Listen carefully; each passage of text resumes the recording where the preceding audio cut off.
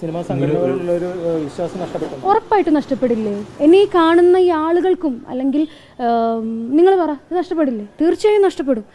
അത്രയും വിശ്വസിച്ച് പരാതി നൽകാൻ ഒരു തരത്തിലുള്ള ഒരു മൈൻഡ് സെറ്റും ഇല്ലാതെ എൻ്റെ നിലപാടിൽ ഞാൻ ഉറച്ചു നിന്ന് ഞാൻ സ്വയമേ ഒരു തീരുമാനമെടുത്ത് ആരെയും ഉപദ്രവിക്കാതെ മുന്നോട്ട് പോവാം എന്നുള്ളൊരു തീരുമാനമായിരുന്നു.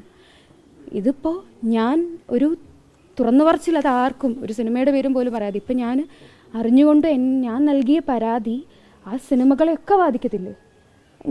അതെൻ്റെ ഒരു കൺസിഡറേഷൻ അല്ലേ, എനിക്ക് അവരോടുള്ളൊരു കൺസിഡറേഷൻ. ഞാൻ വർക്ക് ചെയ്യുന്നൊരു സിനിമയിൽ ആ പ്രൊഡ്യൂസേഴ്സിനെയും ആ ടെക്നീഷ്യൻസിനും ഒക്കെ ഇയാളുടെ പേര് പുറത്തു വരുമ്പോൾ ഇയാൾക്കൊരു നെഗറ്റിവിറ്റി വരുമ്പോൾ ഈ പറയുന്ന സിനിമകളെയൊക്കെ അത് ബാധിക്കും, വളരെ മോശമായി ബാധിക്കും. ഒരു OTT ഉണ്ടാവും അതെടുക്കാനായിട്ട്? ഇല്ല. എത്ര നല്ല സിനിമയാണെങ്കിലും ഇന്ന ആൾ അഭിനയിച്ച സിനിമയാണെങ്കിൽ OTT ഉണ്ടാകത്തില്ല. അതുപോലെ ഒരു ചാനൽ എടുക്കത്തില്ല. കാരണം ഒരു ഡ്രഗ് യൂസ് ചെയ്യുന്ന ഒരാൾ അഭിനയിച്ച സിനിമകൾ ഏത് ചാനലെടുക്കും? ഒരു ചാനലും എടുക്കാനുണ്ടാവില്ല. ഇത്രയും ഞാൻ ചിന്തിക്കുന്ന അത്രയും ബോധം ഇവർക്കൊക്കെ ഒന്നുമില്ലേ എന്നാണ് ഞാൻ ചോദിക്കുന്നത്. എല്ലാ സംഘടനയും ഞാൻ പുറത്തുവിട്ടവർ തീർച്ചയായും വ്യക്തിപരമായിട്ട് അവർ സിനിമയിൽ പ്രവർത്തിക്കും. അവർ തന്നെ ഇന്നലെ ഞാൻ പേര് പുറത്തുവിടരുത് എന്ന് പറഞ്ഞപ്പോൾ ഞാനും പ്രൊഡ്യൂസറല്ലേ, ഞാനും സിനിമ അംഗമല്ലേ, ഞാനും സിനിമ ഫാമിലി അല്ലേ, ഞാൻ അങ്ങനെ ചെയ്യുമോ എന്ന് ചോദിച്ച ആളാണ് എൻ്റെ അറിവിൽ ഇപ്പോൾ പുറത്തുവിട്ടിട്ടുള്ളത്. വളരെ മോശം, വളരെ മോശം. സിനിമാ സംഘടനയിൽ അല്ലെങ്കിൽ ഇത്തരം പരാതി കൊടുത്തിട്ട് നീതി കിട്ടിയില്ലെങ്കിൽ ഇനി സമീപിക്കേണ്ടത് പോലീസിനെയോ? ഒരാളെ ഞാൻ സമീപിക്കാൻ ഉദ്ദേശിച്ചിട്ടില്ല. നടപടികൾ എടുക്കേണ്ടവരെടുത്തോട്ടെ. എൻ്റെ നിലപാടുകളിൽ ഇനി മുന്നോട്ട് പോകത്തേ ഉള്ളൂ. ഇനി എന്ത് സംഭവിച്ചാലും, എനിക്ക് മോശം സംഭവം അനുഭവിച്ചാൽ പോലും ഞാൻ അതിൽ നിന്ന് ഒഴിഞ്ഞു മാറി നിൽക്കുക എന്നല്ലാതെ ഒരു പരാതിക്കോ ഒരു എന്താ പറയുക എംപവർമെൻറ്റിനോ ഞാനില്ല. I M done. എംപവർമെൻ്റ് ഒക്കെ കഴിഞ്ഞു. സ്വയം നിലപാട് ആർക്കാണോ അനുഭവം ഉള്ളത് അവർ സ്വയം ഒറ്റയ്ക്ക് നിലപാടെടുക്കട്ടെ. അതല്ലേ വേണ്ടത്. ആർക്കാണോ മോശം അനുഭവം ഉണ്ടായത് അവർ മനസ്സിലാക്കി അവരെ തിരുത്തട്ടെ. അതാണ് വേണ്ടത്. സന്ദേശം നൽകില്ലേ? പ്രത്യേകിച്ച് നിങ്ങളൊരു സെലിബ്രിറ്റിയാണ്, നിങ്ങൾക്ക് അനുഭവം നിങ്ങൾ പിന്നോട്ട് പോകുമ്പോൾ മറ്റു പെൺകുട്ടികൾ ഇത്തരം കാര്യങ്ങളൊക്കെ രംഗത്ത് വരണ്ടേ? ഇനി മുന്നോട്ട് പോവുകയാണെങ്കിൽ ഞാൻ ഒറ്റയ്ക്ക് മുന്നോട്ട് വരാമെന്നേ. എനിക്ക് ഇവരുടെ സഹായം വേണ്ട. ഞാൻ ഒറ്റയ്ക്ക് മുന്നോട്ട് പോയതുകൊണ്ടല്ലേ ഞാനൊരു വീഡിയോ ഇടാൻ തയ്യാറായത്. ഒറ്റയ്ക്ക് നിൽക്കാൻ കെൽപ്പുള്ളതുകൊണ്ടല്ലേ.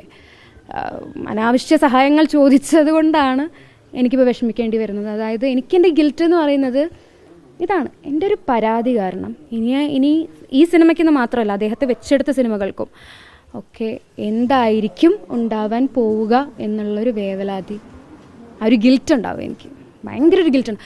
ഞാൻ പരാതി എഴുതുമ്പോൾ ഈ സിനിമയിലെ അംഗങ്ങളെല്ലാവരും തന്നെ എന്നെ സപ്പോർട്ട് ചെയ്തവരാണ്. എനിക്കതാണ് ഏറ്റവും വിഷമം. ഞാൻ അവർക്ക് വാക്ക് കൊടുത്താണ് നിങ്ങളുടെ പേരോ ഈ നടൻ്റെ പേരോ പുറത്തോട്ട് വന്ന് ഇതൊരു മോശം അവസ്ഥയിലോട്ട് സിനിമയുടെ ഭാഗം പോവില്ല എന്നുള്ള ഞാൻ വാക്ക് കൊടുത്തിട്ട് അതിവരെ വിശ്വസിച്ച് ഞാനത് ഏൽപ്പിച്ചിട്ട് അത് തെറ്റിക്കുമ്പോൾ പിന്നെ ആരെ ഞാൻ വിശ്വസിക്കണ്ടേ? ഉറപ്പായിട്ടും ഒരു വൃത്തികെട്ട അവസ്ഥയല്ലേ ഇത്. ആരാണ് സിനിമ നന്നാക്കാൻ വേണ്ടി മുന്നിലിറങ്ങുന്നവർ വരെ വിശ്വസിക്കാൻ പറ്റുന്നില്ല, അല്ലെങ്കിൽ ആ സ്വകാര്യത കീപ്പ് അപ്പ് ചെയ്യുന്നില്ല അല്ലെങ്കിൽ എന്നൊക്കെ വരുമ്പോൾ, എന്നാലും മാധ്യമങ്ങളെ കാണുമ്പോഴത്തേക്കിനും എല്ലാം വെട്ടിത്തുറന്ന് പറയുന്നുണ്ടെങ്കിൽ എനിക്കത് വളരെ മോശമായിരിക്കും. അഭിനയത്തെ ബാധിക്കുമോ എന്നൊക്കെ ചോദിച്ചു കഴിഞ്ഞാൽ എനിക്കറിയില്ല. കണ്ടോ എനിക്ക് മറ്റൊരു കാര്യം ചോദിക്കാം. അതായത് എന്തോ ഞാനൊരു സംഘടനയിലും ഇല്ല. ഞാൻ അങ്ങനെ തന്നെ മുന്നോട്ട് പോകാനാണ്.